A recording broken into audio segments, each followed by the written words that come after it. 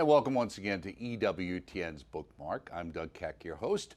Our guest author, quite familiar to our viewers here at EWTN, Anthony DeStefano, and his book, Our Lady's Picture Book, published by Sophia, as well as Our Lady's Wardrobe, both available through the EWTN Religious Catalog, and both great books for your consideration for Easter if you're thinking of picking something up for the kids or the grandkids. Always great to see you, Anthony. Oh, thanks for having me back, Doug. I love being here with you. Right, so we're going to talk about both books. The earlier book, we actually taped an interview a while back, and we're going to feature that at the end of the program so people can stay with us for that as well as you reading the book. And we'll do the same thing in a moment here with the new book, which is Our Lady's Picture Book. So should I assume that the popularity of the wardrobe book prompted this, or was this something you always had in mind? Both. You know, Our Lady's Wardrobe, if you remember, was a book that was supposed to introduce children to Our Lady through some of the clothes, the outfits that she wore in some of her well-known apparitions. Mm-hmm. And but even then, you know, there are just so few of those apparitions that you could concentrate on in a 32-page picture book. Mm-hmm. So Mary has so many titles. I knew then that I wanted to do another book, a sequel to that focused on some of her other titles. I just didn't know how, you know. And then when the book became so popular, it really became a big bestseller right away. Right away, people were asking me to write a new book to include these other titles of Our Lady. So it all sort of came together at once. Right. Now, of the ones that you picked out, is there one of these your favorite title of Our Lady that you featured in this particular book? In Our Lady's Picture Book? Probably, you know, Our Lady of the Rosary, who used to be known as Our Lady of Victory. You know, during the course of the centuries, anytime Christians were persecuted or there were great battles to be fought and we were outnumbered, the popes always asked the faithful to pray to Our Lady of the Rosary, because the Rosary was such a powerful prayer. It's the prayer of the gospel. You know, it's a prayer of if you meditate on all those mysteries, you're really, you know, getting the whole gospel. And of course, it's the only prayer that has a body and a soul. You know, it has the meditations and the prayers as the soul, and the beads is the body. So it's a very powerful prayer. And in the picture that I depict in this book is the Battle of Lepanto, which was the famous battle when the church was at war with the Muslim forces. And had they lost that battle, the Muslims would have come down and taken over Rome. But we won that battle, even though, you know, we faced overwhelming odds. And I think today we face the same kind of struggle with this culture-religious war that we're in, where these, you know, the media and Hollywood is all against us. There are overwhelming forces against us. So that's why I think we need to turn to Our Lady of the Rosary again, pray the Rosary as much as possible. Well, as you say, I mean, unfortunately, things like victory or at war with the culture get downplayed today because they're not politically correct. I also noticed that that you dedicated the book, though, to Our Lady of Lourdes. Why? Yeah, well, for a different reason. You know, Our Lady of Lourdes, well, I first got to know Our Lady of Lourdes from that movie, The Song of Bernadette, you know, when I was a little kid. But also, Our Lady of Lourdes is a happy kind of apparition, you know? I mean, you know, contrast it with Fatima, when Our Lady told, you know, the children the secrets and gave them a vision of hell and told about all the doom that was going to happen that century, the bloodiest century in the history of the world. Lourdes is different. Lourdes is all about, you know, Our Lady telling us her identity. Who are you? I'm the Immaculate Conception. And she gives us a fountain that heals people. So it's a happy kind of apparition, and I always have had a devotion to it because of that. Okay, great. This moment, we're going to turn it over to you, a pre-recorded reading you did of the book for our viewers to see and appreciate. So here's Anthony reading his book, Our Lady's Picture Book.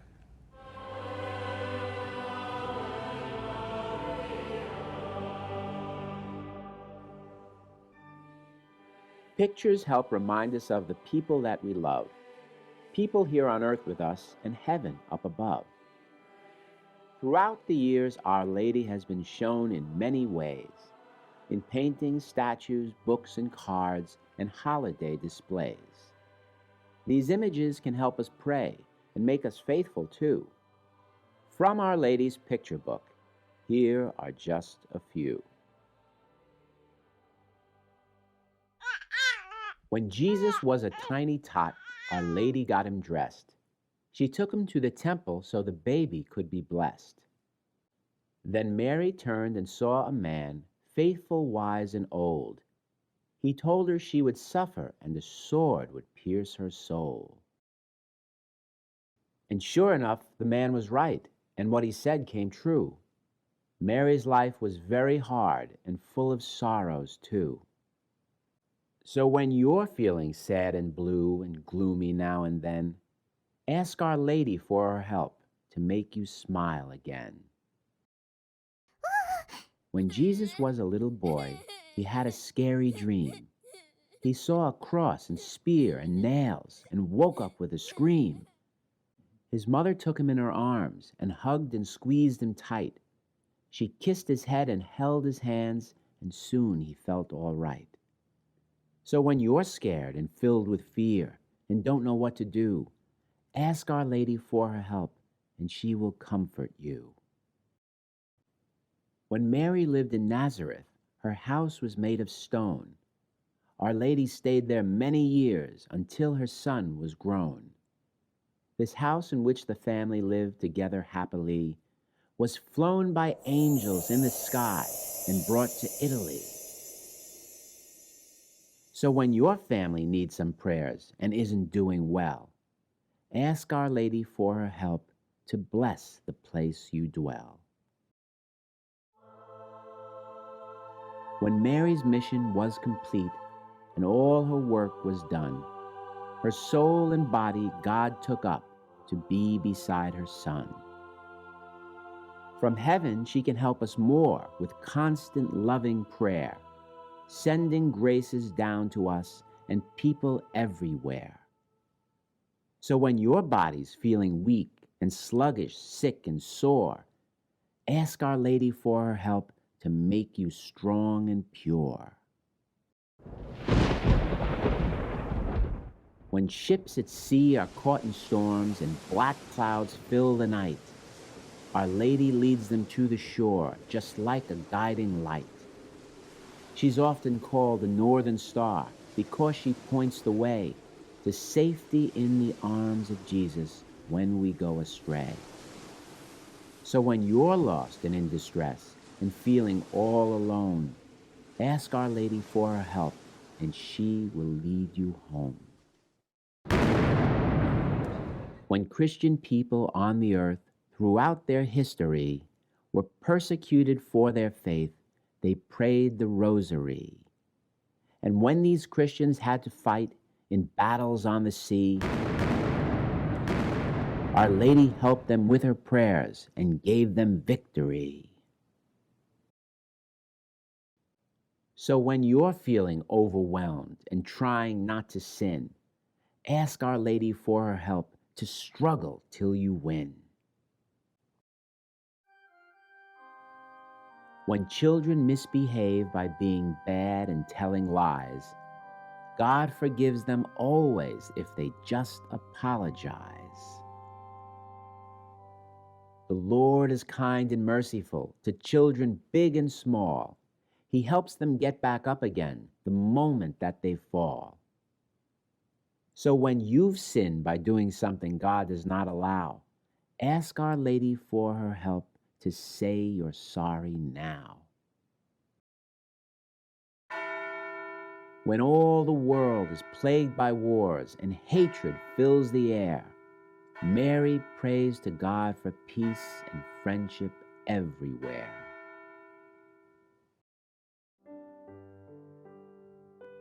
The only way the gift of peace can ever be restored is if we worship Mary's Son, Jesus Christ the Lord. So when you're feeling really mad at people that you know, ask Our Lady for her help to let your anger go. Our Lady's heart belongs to God. It's spotless, clean, and pure. That's why it's called Immaculate for now and evermore.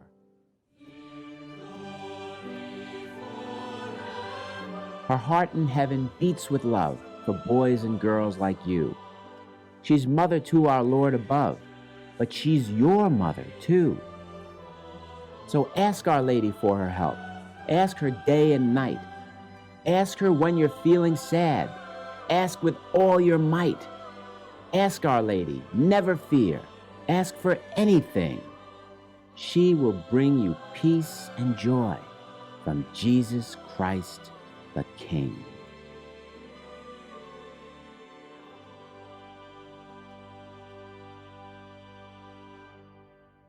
So there you have it, Anthony DeStefano, author, Our Lady's Picture Book, reading that. Now, when you do that, how many times do you read it ahead of time to try and get it right, or how many times do you record it before you get it right? I usually do it in 1 or 2 takes, but when I write the book, I'm thinking about how it should sound. So I have a benefit because I'm the author and I know how it should sound ahead of time. It's not like I'm just reading someone's script. Right, and in doing that, people really have appreciated those readings, and I think have helped to amplify the interest in the book. Let me ask also, speaking of the interest in the book, this book and the book we're going to feature in the next interview have beautiful illustrations. Now, you use the same illustrator, correct? I do, Juliana Koleslava, and I believe I talk about that in the first interview. She specializes in photorealistic images, and I wanted someone who specialized in photorealism because I want to get across the idea that Our Lady is real.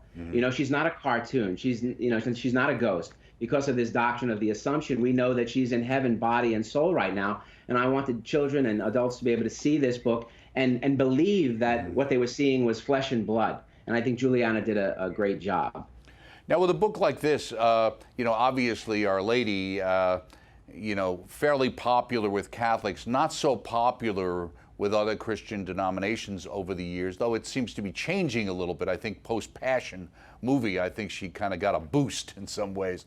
Have you seen this being purchased across denominations or mostly still Catholic? I think it's mostly still Catholic, but I know some Protestants who like the books very much. And especially this book. This book really focuses on pictures. That's something that everybody can understand. We're living in the age of pictures. Instagram, Twitter, Facebook, Snapchat, YouTube. Everybody is familiar with this concept. I mean, everybody's got smartphones and they're taking thousands of pictures and posting them online. And the whole point of this book is, well, what if Our Lady had her own little picture book, her own family album? So in a way, you can look at this book and it's a history lesson as well as a prayer book. And I think a lot of Protestants could appreciate that as well. What about even for Catholics? Are you surprised that there seems to be also a greater appreciation today again of Our Lady?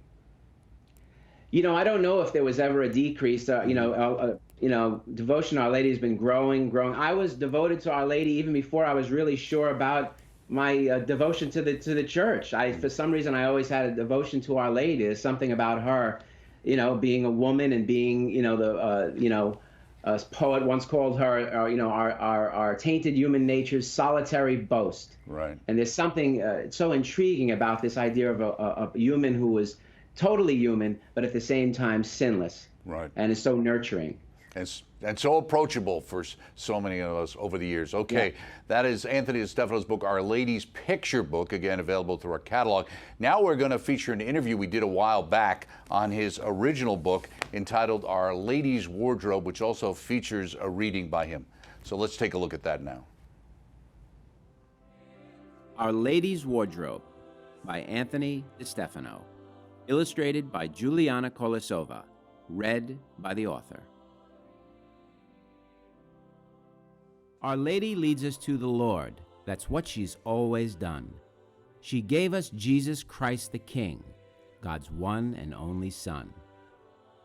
But when Our Lady lived on earth, humble, meek, and poor, all her clothes could fit inside a tiny little drawer.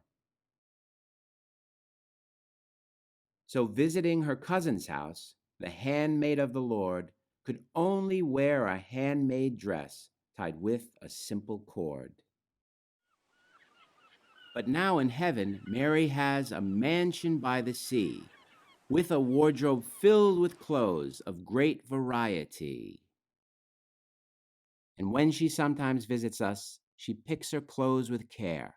According to her travel plans, she chooses what to wear. On Mount Carmel, she held her son, all dressed in tan and brown. She clasped a tiny scapular and wore a golden crown. She formed a great community that still exists today of holy monks and holy nuns who serve the poor and pray. In Guadalupe, Mexico, her dress was tinted red. A turquoise veil with yellow stars flowed down from Mary's head. She put some roses in a cloak, arranged them lovingly, and left her sacred image there magnificent to see. In Paris, standing on a globe and clad in blue and white, her hands stretched out, and from her rings came dazzling rays of light. She asked to have a medal made and worn by everyone. Then miracles of every kind were granted by her son. In Ireland, Our Lady dressed in shades of white and green to show that she would always be the Emerald Isle's queen. She stood in silence in the night and uttered not a word. The howling wind and falling rain were all that could be heard. She wore for little Bernadette, a French girl pure and sweet, a frilly veil, a long blue sash, and roses on her feet. She came from out a grotto, and the little French girl kneeled. Then Mary made a fountain spring where all the sick were healed. In Fatima, Our Lady stood upon a holly tree. She dressed in white like crystal light and held a rosary. She then performed a miracle well known in history. The sun came down and spun around and danced for all to see. No matter what Our Lady does and where Our Lady goes, she always takes the time to wear the most amazing clothes. Her clothes are proof that heaven is a truly wondrous place, a land of beauty, life, and love, and joy, and truth, and grace. The Queen of Angels smiles now from heaven up above. Her face is so delightful, and her heart so full of love. She stands there shining like the sun, in robes of blue and red. A crown of 12 bright sparkling stars she wears upon her head. O Mary, Queen Immaculate, please help us love your Son. Please help us trust and serve him till our life on earth is done.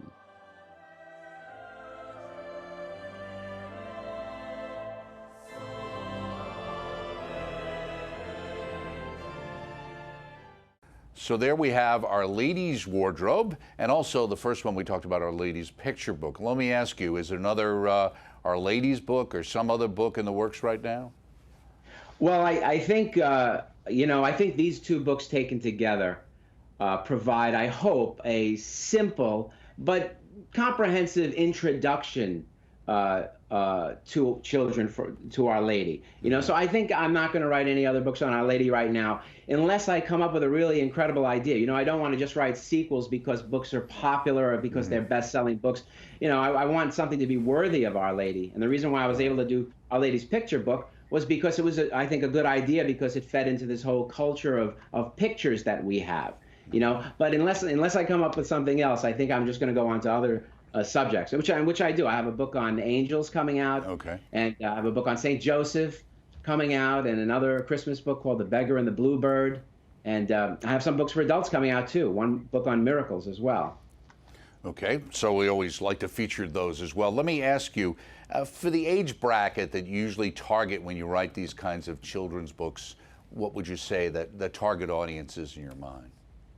I try to write them as simple as I can so that even if they're read to children who are 3 or 4, or even earlier than that, I think that they'll be able to understand it, and certainly they'll love the pictures, you know? Right. But I try to put deeper levels in these books, deeper levels of meaning that could even appeal to the adults who are reading to the children. You know, I want the older brothers and sisters and aunts and uncles and grandparents to read one of these children's books and say, hey, I didn't think of that. And I think in particular in the Our Lady's picture book, you'll see that happening a lot, because I think a lot of people don't know where Our Lady of Perpetual Help came from, or Our Lady of the Rosary, or Our Lady Queen of Peace. So I think it will teach them. So in other words, what I'm saying is a wide range here, from 3 all the way up to, you know, 103, I hope. Right. And hopefully the parents reading or the grandparents will have an interest or rekindle an interest from their youth. Yeah, Anthony trying to DeStefano. evangelize everybody here. Very good. Anthony, Our Lady's Picture Book and also Our Lady's Wardrobe, both available through the EWTN Religious Catalog, EWTNRC.com, for all things Catholic, for kids as well. And this is Doug Keck, inviting you to join us next time right here on Bookmark. Thanks.